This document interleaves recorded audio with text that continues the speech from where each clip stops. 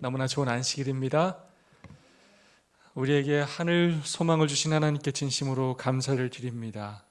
이 찬양의 가사처럼 우리의 삶에 어떤 시련이 와도 두려워하지 말고 예수님과 함께 우리의 성도들과 함께 소망으로 하늘을 향한 이 길을 끝까지 걸어갈 길을 간절히 소망합니다.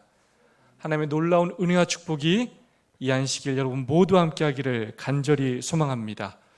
이 시간도 옆 사람과 우리 사랑과 소망을 듬뿍 담아서 인사하고 시작하겠습니다. 하늘까지 함께 갑시다 라고 서로 인사해 주시면 감사하겠습니다.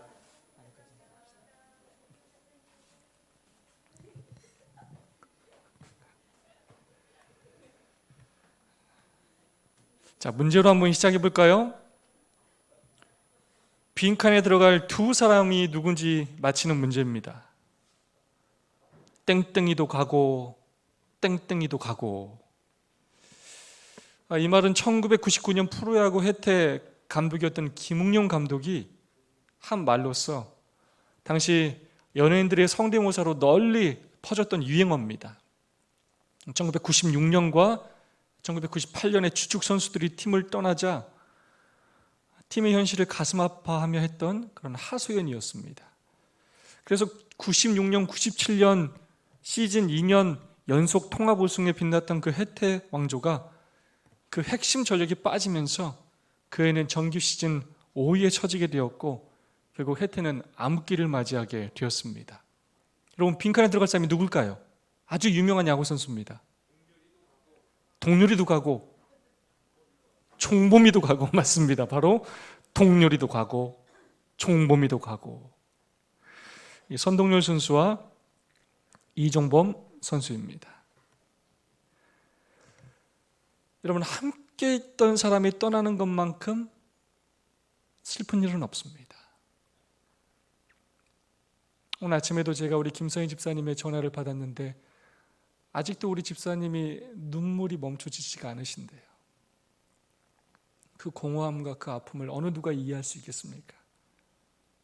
그것이 사별이든 때로는 사랑하는 사람의 이사든 때로는 친한 직장 동료의 이직이든 특별히 한 가족으로 신앙 공동체 안에서 오랫동안 가족으로 지내던 성도가 교회를 떠나는 일이든 그 빈자리는 너무나 큽니다.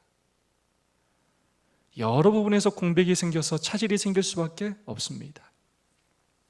사실 무엇보다 큰 것은 마음의 허전함과 상실감입니다. 예수님에게도 이런 일이 있었습니다. 예수님 주변에 몰려다니던 제자들이 그렇게 예수님을 따라다니던 제자들이 예수님을 떠나는 일이 있었습니다. 멀리까지 자원해서 예수님을 쫓아다니고 찾아오던 사람들이 순식간에 나 몰라라 하고 예수님을 떠나는 일이 있었습니다. 여러분, 그때 우리 예수님의 마음이 얼마나 아프고 상실감이 크셨겠습니까? 그때 예수님께서 제자들을 보시며 하신 질문이 바로 너희도 가려느냐? 너희도 갈 거냐? 입니다. 우리는 지난 3주 동안 예수님의 위대한 질문에 대하여 묵상하고 있습니다. 그 아홉은 어디 있느냐? 너희는 나를 누구로 아느냐? 너희 믿음이 어디 있느냐? 그동안 이 세 가지 질문에 대하여 살펴보았습니다. 오늘 생각해 볼 예수님의 위대한 질문은 바로 무엇이냐면 너희도 가려느냐입니다. 이 질문은 예수님께서 당시 12제자에게 하신 질문입니다. 또한 오늘 당신의 제자들인 저와 여러분에게 하시는 질문이기도 합니다. 그렇다면 왜 예수님께서는 이 질문을 하셨을까요? 이 질문의 의미와 교훈은 무엇인지 이 시간 함께 생각해 보도록 하겠습니다. 우선 이 말씀을 하신 본문의 배경을 살펴보도록 하겠습니다. 요한복음 6장 66절의 말씀입니다. 이러므로 제자 중에 많이 물러가고 다시 그와 함께 다니지 아니하더라. 제자 중에 많은 사람이 예수님을 떠나고 다시는 예수님과 함께 다니지 않았다는 것입니다. 도대체 왜 이런 일이 일어난 것일까요? 여러분, 이때가 언제인가를 아는 것이 굉장히 중요합니다. 이때는 침례 요한이 죽은 이후였습니다. 12제자가 파송되었다가 돌아온 후였습니다. 제자들이 예수님께서 주신 능력으로 병자를 고치고 귀신을 내쫓은 후였습니다. 마가복음 6장 12절로 13절, 제자들이 나가서 회개하라 전파하고 많은 귀신을 쫓아내며 많은 병인에게 기름을 발라 고치더라. 이 제자들을 통해 예수님의 능력을 백성들이 많이 알게 되었던 때였습니다. 그래서 예수님에 대한 관심이 백성들에게 아주 많이 일어난 때였습니다. 그래서 많은 사람들이 예수님 주위에 모여들었던 때였습니다. 요한복음 6장 4절, 마침 유월절이 가까운지라. 마침 이때는 유대인의 큰 명절인 유월절이 가까운 때였습니다. 그래서 유월절 때문에 세계적으로 흩어져 있던 디아스포라, 그 유대인들이 많이 예루살렘에 모이는 그런 시기였습니다. 그때 당시 인기가 많았던 예수님을 보기 위해서 남자 어른만 5,000명이 넘게 예수님 주위에 몰려들었습니다. 요한복음 6장 2절, 큰 무리가 따르니 이는 병인들에게 하시는 표적을 보미로라.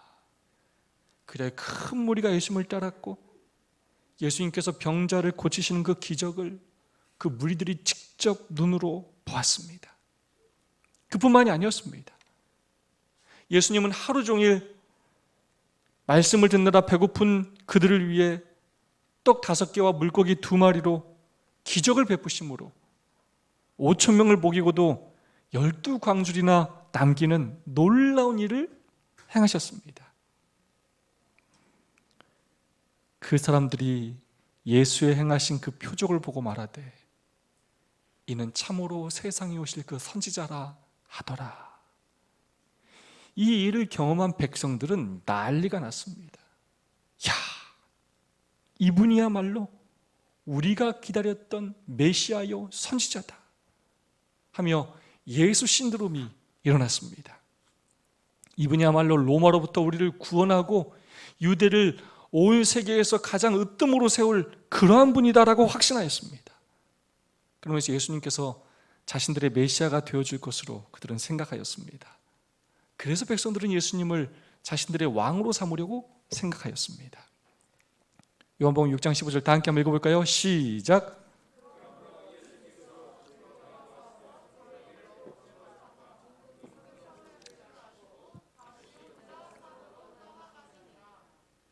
그런데 예수님은 그 백성들의 발음과는 달리 그 제안을 거절하시고 떠나 혼자 산으로 가셨습니다. 그럼에도 불구하고 백성들은 포기하지 않았습니다. 예수님께서 그 밤에 가버나움으로 가신 것을 알아낸 그들은 곧바로 예수님을 쫓아왔습니다. 바로 그때 예수님께서 당신을 찾아온 백성들에게 하신 말씀이 바로 오늘의 말씀입니다. 생명의 떡에 관한 설교를 하셨습니다. 예수께서 가라사대 내가 곧 생명의 떡이니 내게 오는 자는 결코 줄이지 아니할 터이요 나를 믿는 자는 영원히 목마르지 아니하리라. 오늘 읽은 본문은 바로 이러한 배경 가운데서 일어난 일이었습니다. 그럼 왜 예수님을 따르던 많은 사람들이 예수님을 떠났는가? 그 이유가 무엇일까요? 66절 말씀을 다시 한번 살펴봐야 합니다. 이러므로 제자 중에 많이 물러가고 다시 그와 함께 다니지 아니하더라. 이러므로라는 표현에 주목해야 합니다. 그래서 떠났다는 거예요. 그 이유가 60절부터 기록되어 있습니다. 제자 중 여럿이 듣고 말하되 이 말씀은 어렵도다. 누가 들을 수 있느냐 한데. 61절 예수께서 스스로 제자들이 이 말씀에 대하여 수군거리는 줄 아시고 가라사대 이 말이 너에게 걸림이 되느냐? 살리는 것은 영이니 육은 무익하니라. 내가 너에게 이른 말이 영이요 생명이라. 왜 그랬느냐? 그 말씀은 어렵도다. 말씀이 어렵기 때문이에요. 여러분, 예수님은 설교와 성경 교수의 대가셨어요. 예수님처럼 말씀을 쉽게 설명할 수 있는 사람이 있었을까요? 없었을까요? 없었습니다. 예수님은 정말로 이 천국의 말씀을, 복음의 말씀을 아주 쉽게 천연계의 비유들을 통하여 사람이 가장 잘 이해하게 설명하시는 그런 분이셨습니다. 그럼 왜 어려웠느냐? 왜 어렵다고 이야기하고 수근거렸느냐?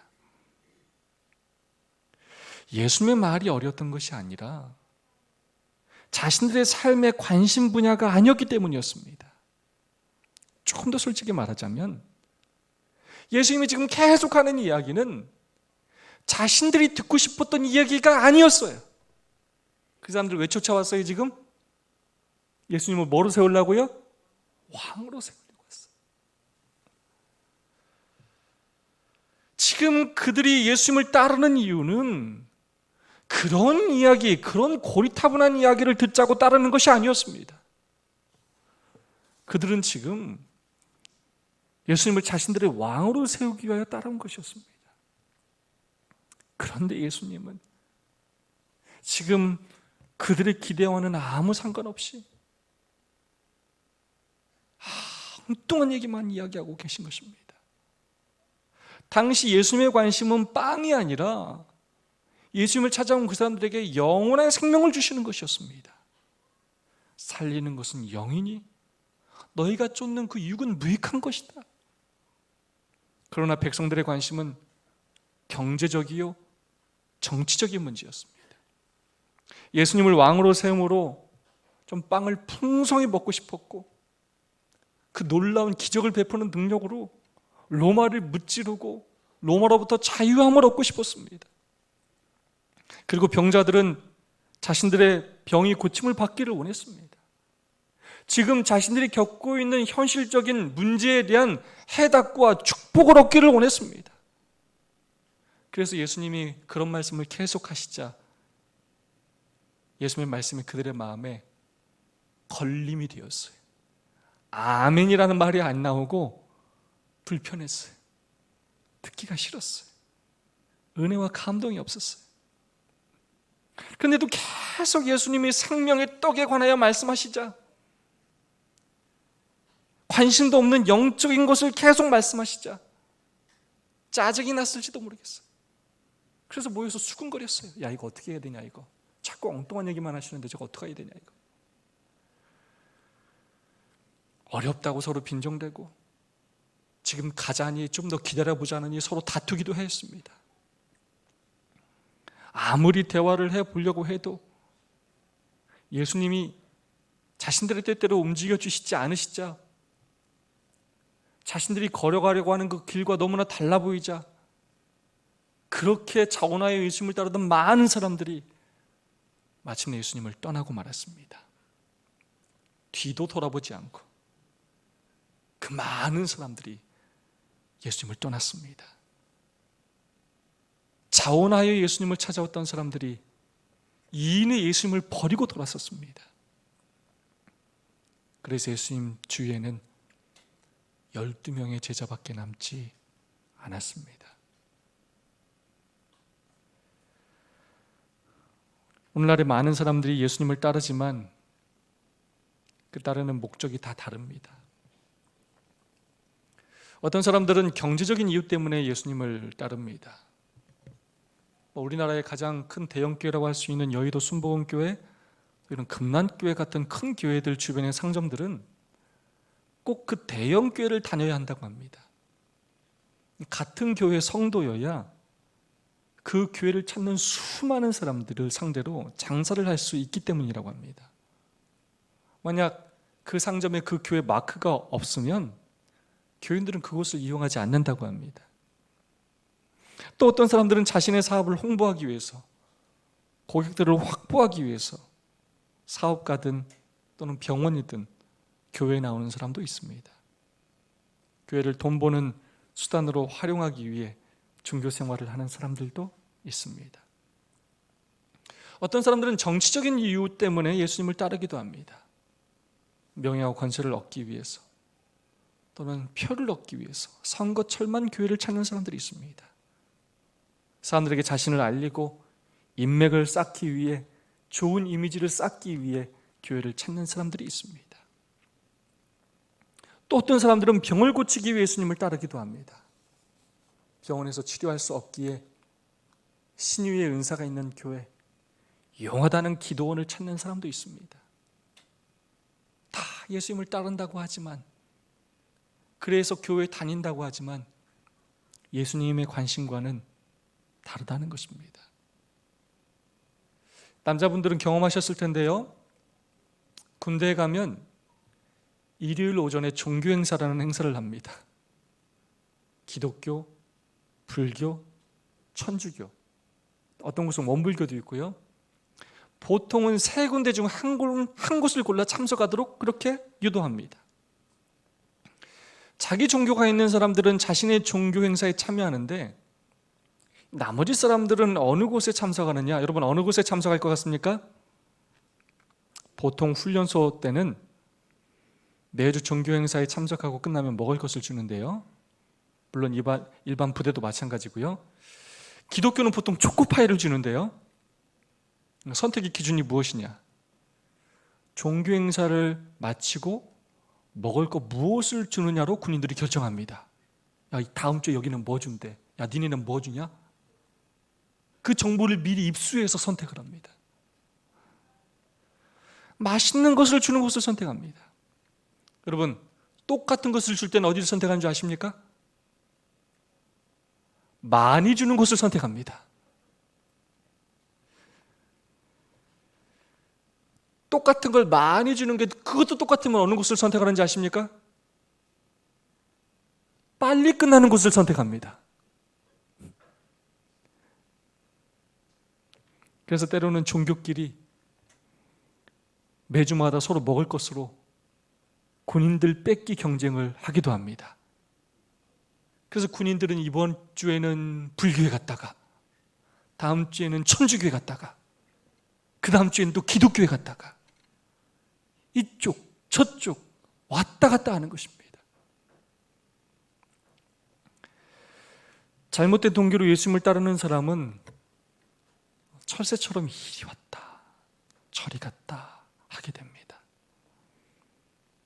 나의 상황에 따라, 예수님의 상황에 따라 왔다 갔다 합니다. 그러다 결국 예수님을 떠나게 되어 있습니다. 왜냐하면 예수님의 관심과 자신의 관심이 다르기 때문입니다. 목적이 다르기 때문입니다. 이익이 되는 곳만 쫓아다니기 때문입니다. 나의 관심은 육적인 것에만 있는데 예수님은 자꾸 영적인 것을 말씀하시니, 나는 축복만 받고 싶은데 예수님은 자꾸 십자가의 길을 말씀하시니, 나는 오늘 얘기를 하고 싶은데 예수님은 계속 하늘에 대한, 미래에 대한 말씀을 하시니, 그래서 말씀이 어렵게 느껴지고 마음에 걸림이 되기 때문입니다. 교회 와서 좀 편히 쉬고 좋은 말 듣고 축복받고 가고 싶은데 사명이니 선교니 봉사니 부담을 주기 때문입니다. 그때 백성들은 영적인 일에는 관심이 없었습니다. 현실의 삶이 너무나 고되고 힘들었습니다. 그래서 예수님께서 우선 자신들의 현실적인 필요만을 채워주기를 원했습니다. 사실 그들은 예수님의 제자가 되기를 원했던 것이 아니라 예수님을 이용해서 축복을 좀 받기를 원했습니다. 예수님을 따르기를 원했던 것이 아니라 예수님을 이용하기를 원했던 것입니다.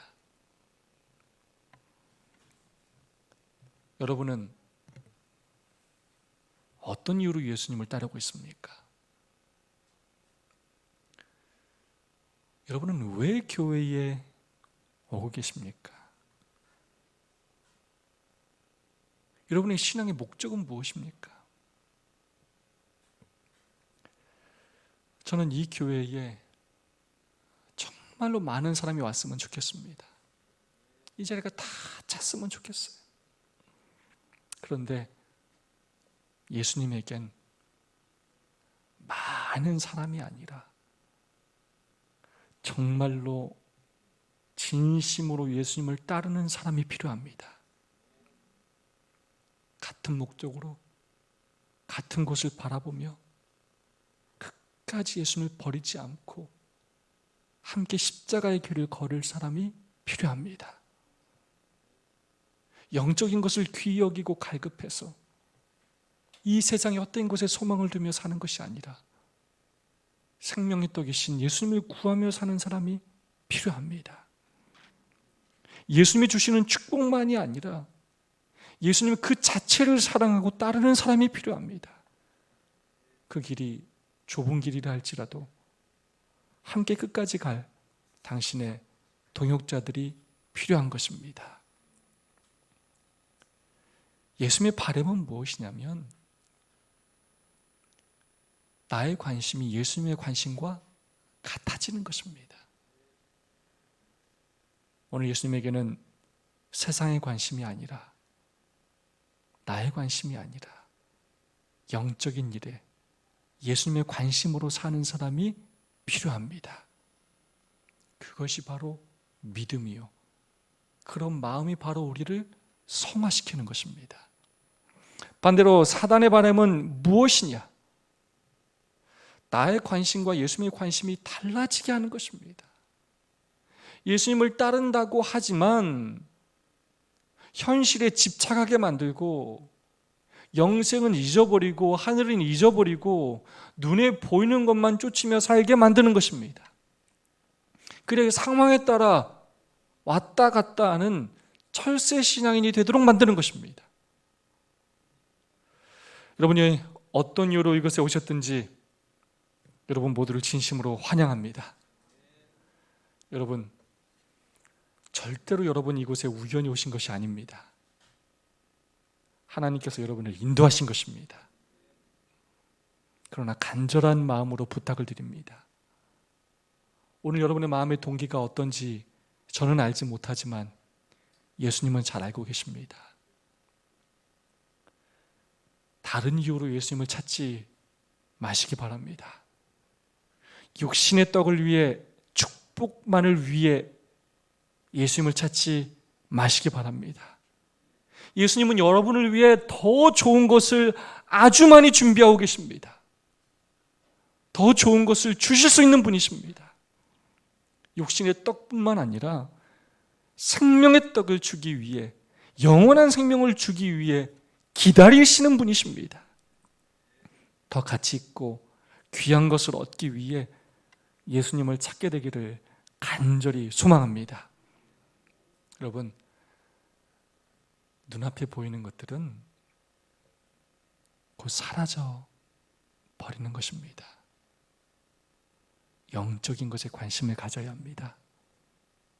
정말로 가치 있고 귀한 것에 관심을 가져야 합니다.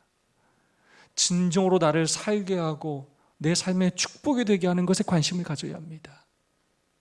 그러므로 이 세상의 떡에 너무 목매어 살지 말아야 합니다. 그러면 예수님의 말씀이 이해도 안 되고 세상 염려로 말씀도 듣기도 싫어지고 그러다 보면 그 말씀이 마음에 걸림이 됩니다. 계속 그렇게 살면 나의 삶에 중요하게 여기는 것이 달라지게 되고 영적인 것이 시시해 보이게 됩니다. 돈 되는 것만 보이고 즐거운 것만 보이게 됩니다. 그러면 그러다 모르게 나도 어느 순간 예수님을 떠나게 되는 것입니다. 오늘 제 머릿속에 함께 신앙을 하다가 떠나간 여러 성도의 얼굴이 생각이 납니다. 이런 저런 이유로 함께 가던 이 길을 벗어난 수없이 많은 성도들이 생각이 납니다. 한 명 한 명을 생각할 때 얼마나 가슴이 아픈지 모릅니다. 예수님께서 오늘 우리에게도 물으십니다. 너희도 가려느냐? 나는 너와 함께 이 길을 가려고 하늘 보좌를 버리고 내려와서 십자가에 달려 죽었는데 이 길을 너와 함께 가려고 지금도 너희를 위하여 기도하고 중보하고 있는데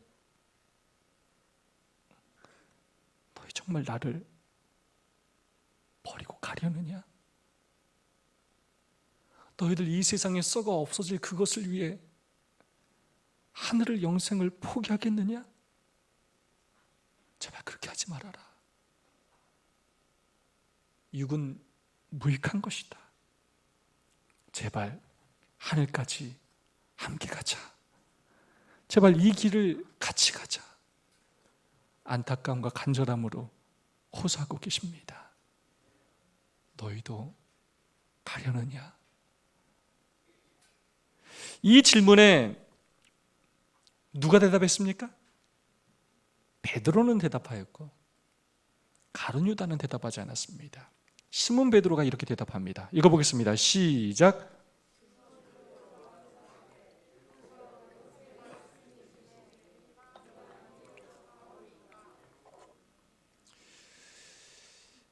이렇게 대답을 했던 베드로와 대답을 하지 않았던 가롯 유다의 가는 길이 완전히 달라지게 되었습니다. 베드로는 예수님의 십자가의 길을 끝까지 걷게 되었고 영생의 길을 걷게 되었고 가롯 유다는 세상의 길을 걷다가 죽음의 길, 멸망의 길을 걷게 되었습니다. 여러분, 베드로가 이 고백을 한 다음에 실수를 했습니까? 안 했습니까? 실수를 참 많이도 했습니다. 예수님을 부인하고 저주까지 합니다. 여러분, 예수님은 베드로가 이 말할 때 그 일까지 다 하셨어요. 그러나 예수님은 베드로에게 아이고 이놈아 입에 침이나 바르고 해라. 나 네가 앞으로 뭐 할지 난 다 알아. 이렇게 말씀하지 않으셨어요. 우리 예수님은 속으로 이렇게 생각하셨을 것입니다. 그래 베드로야, 내가 너의 진심을 믿는다. 네가 지금 한 이 고백을 내가 꼭 지켜줄게. 네가 실수했을지라도 지금의 이 고백을 꼭 기억하거라. 내가 한 이 고백을 지키며 살도록 너를 지켜주고 도와줄 것이다. 여러분, 우리는 연약합니다. 그리고 우리는 실수합니다. 그래도 오늘 우리는 예수님을 따르기로 고백하고 결심해야 합니다. 그래야 예수님께서 우리의 그 고백을 지켜주십니다. 우리를 도와주십니다. 주여, 영생의 말씀이 계심에 우리가 뉘게로 가오리까? 이 고백이 우리 모두의 고백이 되기를 간절히 소망합니다. 1세기 전 편도 선교사들이라고 알려진 선교사들이 있었습니다. 그들은 그 선교지로 갔다 돌아올 왕복 배표를 구매한 것이 아니라 그 선교지행 편도편만 구입하고 캐리어 같은 짐가방 대신에 단출한 개인 물품만을 어디에 챙겨갔냐면 관에 챙겨갔습니다. 왜 관을 가져갔을까요? 딱 그곳에 가서 뭐를 묻겠다고요? 뼈를 묻겠다고, 죽겠다고요. 죽을 각오로 갔기 때문입니다. 그리고 항구를 빠져나가면서 사랑하는 가족들과 알고 지내던 모든 사람들과 작별을 구했습니다. 왜냐하면 그들은 자신들이 다시 이 고향으로 돌아오지 못한다는 것을 알고 있었기 때문입니다. 그 선교사들 중에 밀른이라는 사람이 있었습니다. 그는 남태평양 뉴헤브리디스 제도의 원주민들이 앞서 파송했던 선교사들을 다 죽였다는 사실을 잘 알고 있었습니다. 그러나 그는 전혀 개의치 않고 그곳에 복음을 전하기 위하여 다시금 출발하였습니다. 그는 나도 목숨을 잃을까 하며 두려워하지 않았습니다. 왜냐? 자신은 이미 죽었기 때문이었습니다.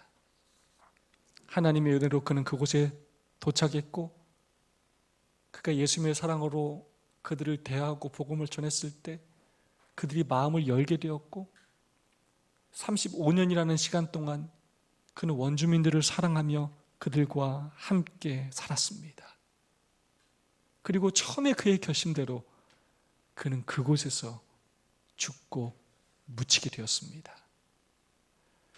그가 세상을 떠났을 때 원주민들은 그를 마을 한가운데 묻고 묘비에 당과 같은 비물을 새겼습니다. 그가 왔을 때 빛은 없었다. 그러나 그가 떠날 때 어둠이 없었다.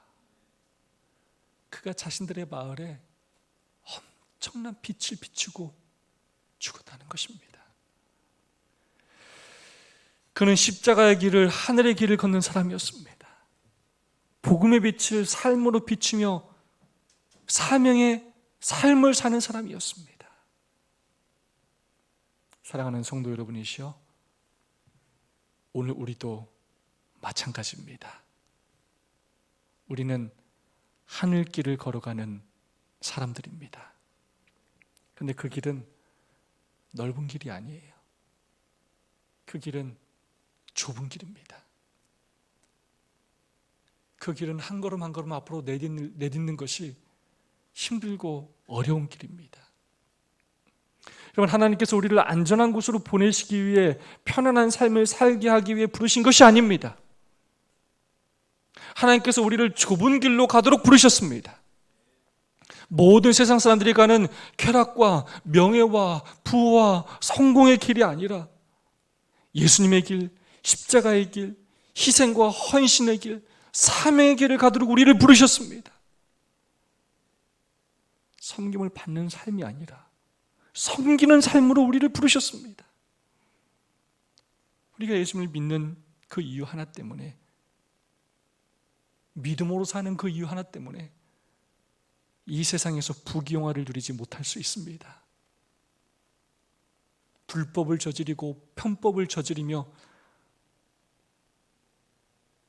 세상 사람들처럼 인정받으며 편안하고 안락한 삶을 살지 못할 수 있습니다. 그러나 우리의 삶은 영생을 얻는 삶입니다. 마침내 세상에서 그리고 하늘에서 인정받고 칭찬받는 삶입니다. 우리 모두 이 길을, 이 고귀하고 가치 있고 행복한 이 길을 끝까지 가게 되기를 간절히 소망합니다. 설교 준비하면서 제 마음에 감동을 준 아주 좋아하는 찬양, 주님 다시 오실 때까지라는 찬양의 가사입니다. 주님 다시 오실 때까지 나는 이 길을 가리라.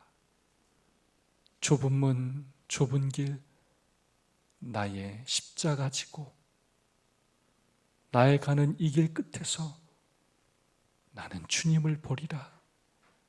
영광의 내 주님 나를 맞아 주시리. 주님 다시 오실 때까지 나는 일어나 달려가리라. 주의 영광 온 땅 덮을 때 나는 일어나 노래하리라. 내 사모하는 주님 온 세상 구주시라. 내 사모하는 주님 영광의 왕이시라. 오늘 예수님께서 우리에게 물으십니다. 너희도 가려느냐? 예수님, 주님 다시 오실 때까지 저는 이 길을 가겠습니다. 좁은 길, 좁은 문, 십자가 지고 끝까지 걸어가겠습니다. 라고 고백하고 찬양하는 우리 모두가 되기를 간절히 바라면서 오늘 말씀을 마치겠습니다.